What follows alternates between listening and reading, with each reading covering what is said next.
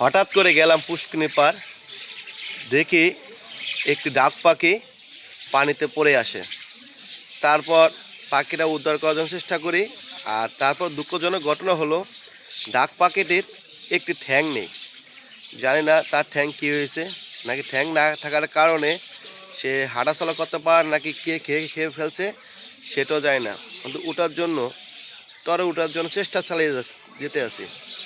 এবং ডাক পাখিটির ট্রিটমেন্ট করব, যে ডাক পাখিটি সুস্থ করে আবার যেন তার প্রকৃতির মাঝে ফিরিয়ে দিতে পারে। কিন্তু এখন পর্যন্ত দিতে পারে না, চেষ্টা চালিয়ে যেতে আছে দেখেন। আর আমার মনে হয় ঠ্যাংটি কোনো সাপে বা কোনো কিছু খেয়ে ফেলছে।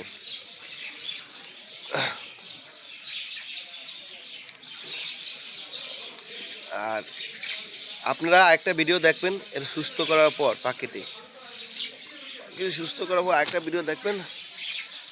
পাখিটি উড়াইলাম শেষ পর্যন্ত, পরে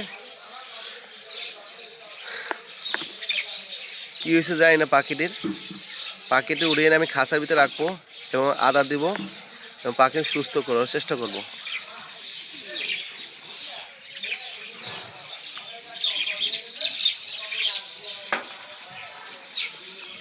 একটি ঠ্যাং নেই, কে জানি খেয়ে ফেলেছে ঠ্যাংটি, এখনো জীবিত আছে।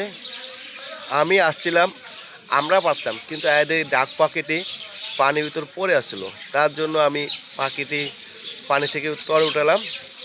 এখন এরা ট্রিটমেন্ট চালাবো, আর এখন এটা বাসায় নিয়ে যাব, বাসায় নিয়ে ট্রিটমেন্ট চালাবো যে সুস্থ করতে পারি কিনা।